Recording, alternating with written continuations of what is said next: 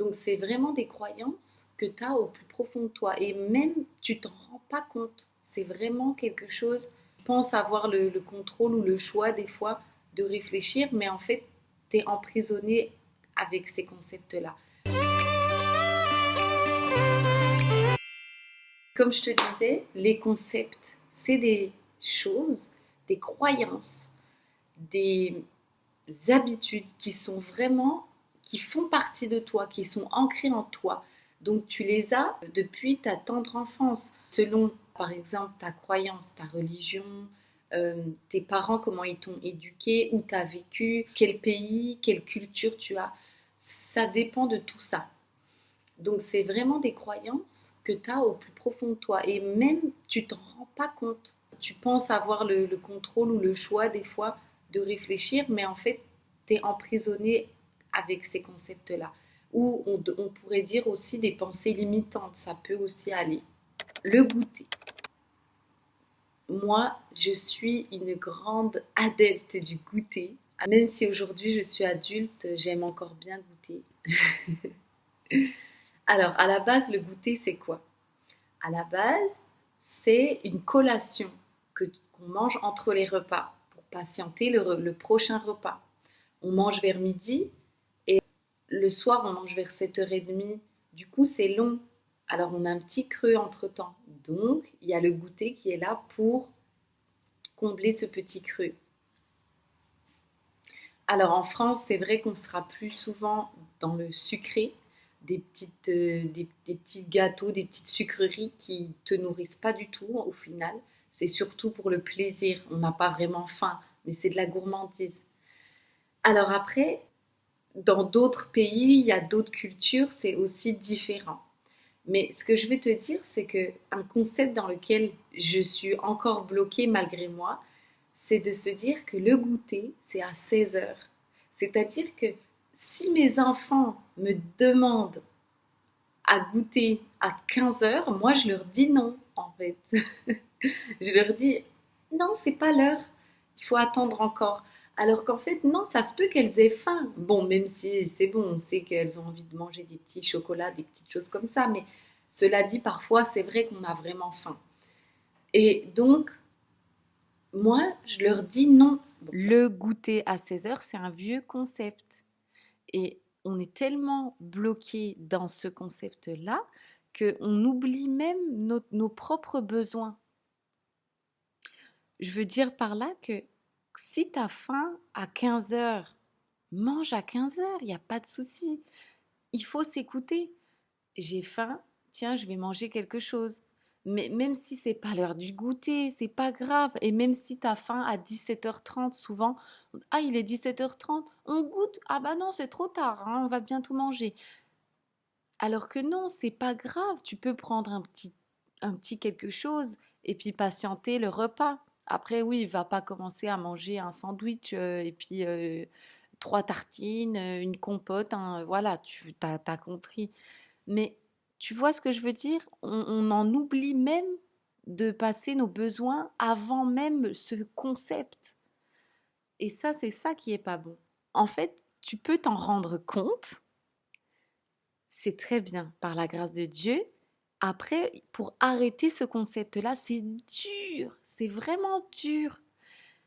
Parce que, tu vois, moi, ça fait des années là que je me rends compte de ce concept-là, par exemple, le goûter. Et je suis partie vivre à Mayotte et là-bas, c'est une culture différente. Et il y a le goûter aussi, mais c'est pas pareil. C'est, en fait, en tout cas dans ma famille, c'est si tu as faim, il y a toujours sur le feu du riz, de la viande, du poulet, des bananes, tu vois, les bananes plantains. Il y a toujours quelque chose pour te nourrir. Pas forcément des sucreries, mais tu vois, de la bonne nourriture. Et quand tu as faim, tu vas, tu manges. Il n'y a même pas d'heure de repas là-bas. Euh, Là-bas, c'est pas je mange à midi. Après, à 14h30, c'est trop tard, hein. Je mange pas, j'ai loupé le midi. Non, après, je remange au goûter, je remange le soir. Non, là-bas, c'est si à 10h t'as faim, tu vas te servir du riz, de la viande, voilà. Et puis si t'as encore faim à midi, bah tu te resserres encore, mais c'est vraiment tranquille. on mange pas forcément tous ensemble. C'est quand quelqu'un a faim, il y va, quoi. Mais bon, ça, c'est autre chose. Ce que je veux te dire par là, c'est que voilà, les goûters, c'est pas bloqué à 16 heures. Et j'ai vécu là-bas comme ça, mais c'est vrai qu'encore aujourd'hui, quand mes enfants me demandent à manger, mais moi, je suis trop bloquée sur l'heure du goûter à 16 heures. C'est dingue. Et même s'il est 15h45, je vais attendre 15 minutes. Je serais capable d'attendre 15 minutes pour que ce soit 16 heures, l'heure du goûter. Et des fois, on rigole avec mon mari parce que vraiment, c'est absurde et c'est ridicule en plus. T'es là, mais si t'as faim, va manger, il n'y a pas de souci. À la limite, quand t'es petit et que c'est tes parents qui décident, bah, tu n'avais pas le choix d'attendre. Tu demandes, je peux manger? Non, c'est pas l'heure. Ok. Mais là, c'est toi le parent. Si t'as faim, ouvre ton placard, mange. Il n'y a pas de souci. Mais tu vois, les concepts, c'est aussi tes parents qui peuvent te les mettre. Par exemple, moi, j'ai grandi comme ça. Quand j'étais petite, c'était l'heure du goûter. On ne dépassait pas. Si on dépassait, ben, on loupait. On mangeait plus le goûter pour pas dépasser sur le repas. Bref. Je me rappelle quand je rentrais de l'école, je mangeais un petit gâteau. Tu sais, genre un Kinder Bueno trop bon. Et en fait, tu le manges et tu as trop faim et tu dois attendre 7 heures le repas du soir. T'en as marre, quoi. Donc voilà. Mais bon, c'est pour dire que malgré que je suis partie habiter à Mayotte quelques années et tout ça, c'est vrai qu'encore aujourd'hui, des fois, je reste bloquée là-dessus. Alors, tu me diras quel est le rapport avec la foi, avec notre élévation, cheminée vers Dieu, etc. Bah, en fait, c'était un exemple parmi plein d'autres qui peuvent exister, mais c'est pour te dire à quel point un concept peut être ancré en toi. Et même quand tu grandis, tu le reproduis avec tes enfants. Et tant que tu t'en rends pas compte, tu le fais. Et quand Dieu te permet de t'en rendre compte, tu le fais encore parce que c'est dur de l'enlever. Donc là, on va prendre un autre exemple. Il y avait l'exemple du week-end. Le week-end, c'est pour se reposer. En gros, le week-end, on se lève pas le matin, on met pas de réveil, c'est la grasse matinée.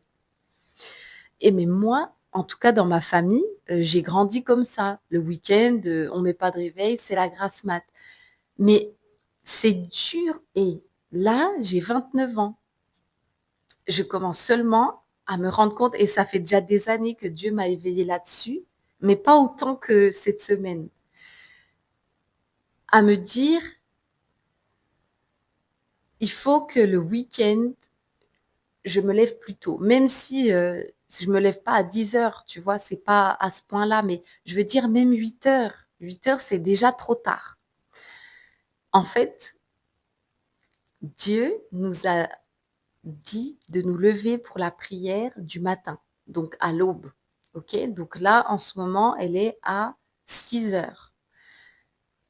Eh ben, tu te lèves un peu avant, le temps de te préparer, etc. Et en fait, le week-end aussi, le week-end aussi, c'est pas que du lundi au vendredi. C'est tous les jours qu'on invoque Dieu. Donc après, si toi, tu vas aller te recoucher après la prière, après avoir lu, après avoir médité, etc., tu peux le faire. En tout cas, je te le conseille pas parce que moi, je l'ai fait plusieurs fois et à chaque fois, j'arrive à la même conclusion. C'est que je suis encore plus fatiguée et ma journée ne se passe pas aussi bien qu'elle se passe lorsque je me lève et que je ne me recouche pas. Et il m'a fallu beaucoup de temps pour comprendre ça, tu sais. C'est pour ça que là, j'ai envie de te le partager parce que je me dis, mais c'est dingue. Peut-être que beaucoup d'autres croyants le font déjà.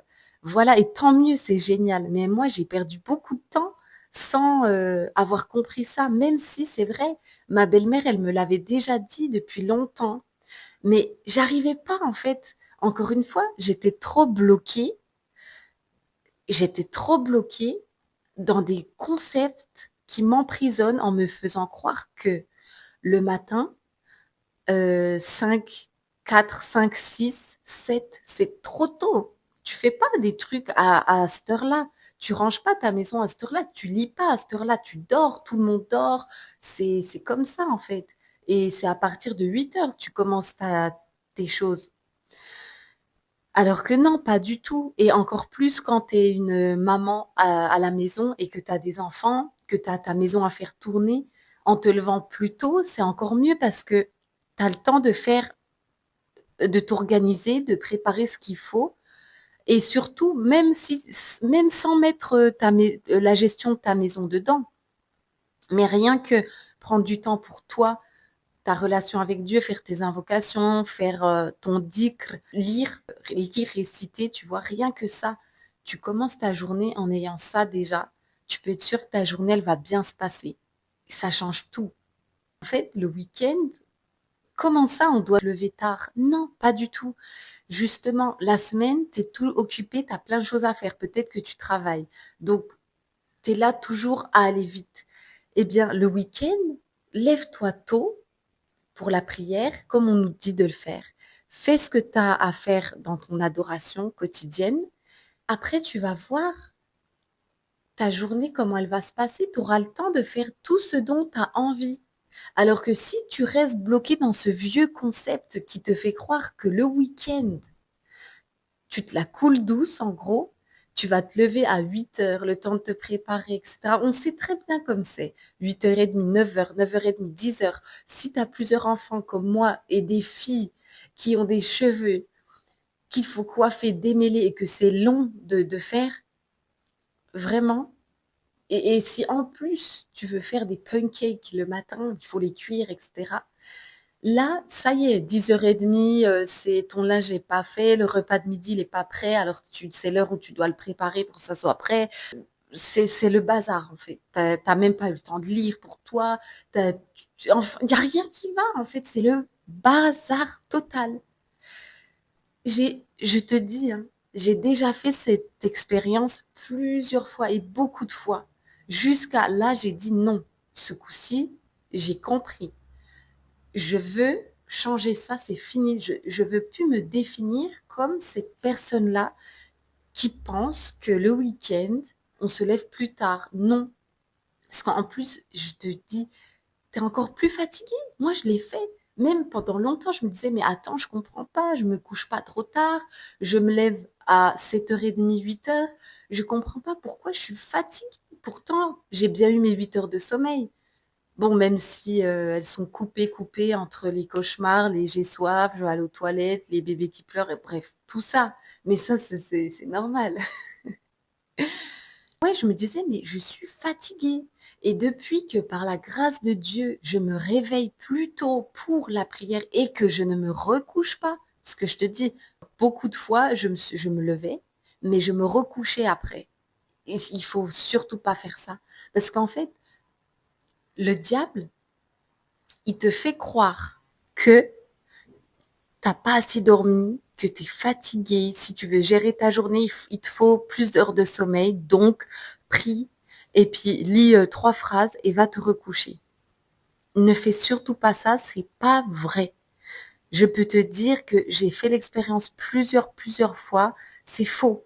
C'est le diable qui te fait croire ça pour que tu abîmes ta journée et que ta journée ne soit pas productive du tout. Donc, courage pour te lever. Parce qu'en fait, c'est qu'une idée qui te met dans la tête, mais c'est faux. Et puis quand tu vois que tu restes là éveillé et que tu lis et dans cette optique de ça y est, je me suis levée, ça y est, c'est fini, je retourne plus me coucher. Eh ben, t'as des forces et puis après ça passe, t'as même pas besoin d'aller te recoucher. Mais si tu restes dans cette optique-là de Hum, allez, je lis, après je vais aller me recoucher, ah, dans ma couette et tout, je vais faire ça. Non, non. Il faut même pas aller dans cette optique-là. Et je peux te donner 3 conseils. Premièrement, tu demandes à Dieu déjà qui t'aide à te lever le matin. Donc le soir, tu dis Seigneur, aide-moi demain matin à me lever pour la prière. Deuxièmement, quand ton réveil sonne, tu l'éteins, tu te lèves direct, tu t'assois. Direct. Ah, je me lève, j'ai chaud, j'ai froid. Non, il est tôt, il est pas tôt. Non, tu te lèves direct. Tu éteins ton réveil, tu te lèves. Tu vas faire ce que tu as à faire. tu passes aux toilettes, tu passes à la salle de bain, te débarbouiller, brosser les dents, tu fais tes ablutions, déjà là, c'est dur pour qu'il te ramène au lit. Déjà là, t'es parti, tu vois. Tu peux commencer tranquillement. Et puis, l'autre conseil, ah oui, c'est de faire ton lit direct. Tu ouvres tes volets. Mais bon, on sait qu'il fait nuit dehors, mais bon, c'est pas grave. Tu ouvres tes volets, tu ouvres ta fenêtre et tu fais ton lit. Tu épousses ton drap et tu remets ton lit nickel. Bon, ta chambre est rangée, évidemment. Mais bon, c'est un détail. Quand tu passes après et que tu vois ta chambre, déjà, tu vas pas aller te recoucher parce que ton lit, c'est déjà ouvert, tu vois. La journée, elle a commencé, ça y est. Le lit, il est déjà fait. Tu vas pas aller te replonger dans ton lit, il est déjà fait, tu vois. Donc ça, c'est une petite astuce super. Voilà. Donc, que Dieu nous facilite pour nous lever. Bon, c'est l'autre bout de la vidéo que je tourne le lendemain. Alors, excuse-moi, j'ai un peu du mal à me remettre dans le bain. Mais bon, on va essayer comme ça. Là, on a vu 2 concepts. Mais il y en a plein, plein, plein.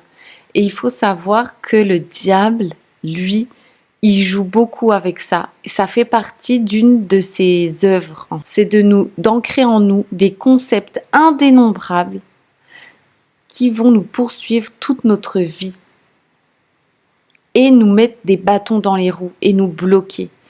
Ce qu'il faut faire pour pallier à ça, déjà, c'est demander de l'aide à notre Seigneur. Vraiment, ça, c'est toujours la base. Toujours, toujours, toujours la base, c'est ça. Parce que tu peux essayer tout seul, hein. Tant que tu veux, tu n'y arriveras pas. Il n'y a qu'avec son aide que tu pourras. C'est lui qui a le pouvoir sur toute chose. Et si tu es sincère, si tu as vraiment envie de te sortir de ce concept-là, bien sûr qu'il va t'aider. Mais il faut lui demander son aide quand même. Donc voilà, première chose, tu lui demandes. Parce que tu sais, quand tu te rends compte du concept que tu as, pour s'en défaire, c'est vraiment difficile. Et c'est pour ça que nous, on doit être vigilants en tant que parents pour ne pas mettre dans la tête de nos enfants des concepts qui ne sont pas justes et puis qui risquent de leur porter préjudice dans leur cheminement spirituel. C'est ça. Tu te bats avec ça. Et puis tu sais, quelque chose que le diable, il fait tellement bien, c'est nous faire oublier. Par exemple, là, tu t'étais pas au courant, tu as écouté cette vidéo, tu te dis, waouh, ah ouais, d'accord. Note-le quelque part, tout de suite. Tu vois, quand tu regardes des vidéos, il faut pas juste écouter et faire autre chose. Il faut aussi appliquer ce que tu viens d'apprendre. Donc là, si toi, tu remarques des concepts que tu as, et déjà, tu peux le partager aussi en commentaire parce que, tu sais, il y en a tellement et parfois, on a un voile dans les yeux, on s'en rend pas compte. Donc, comme je dis tout le temps, cette chaîne-là, c'est pour favoriser aussi l'échange entre nous, discuter ensemble et s'élever et cheminer vers Dieu ensemble.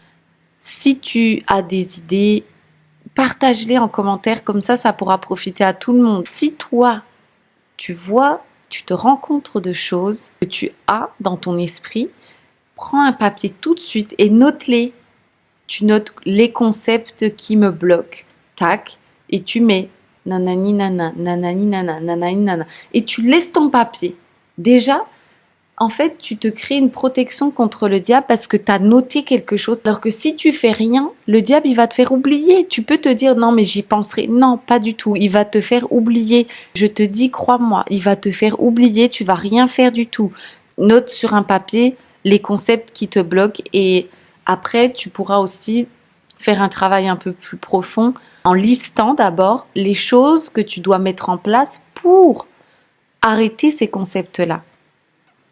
Et après, il faut le coller sur ton frigo ou au-dessus de ton bureau. Parce que si tu le laisses, tu vas poser une feuille dessus, un livre dessus, et puis ton papier il va être perdu, tu vas oublier encore une fois.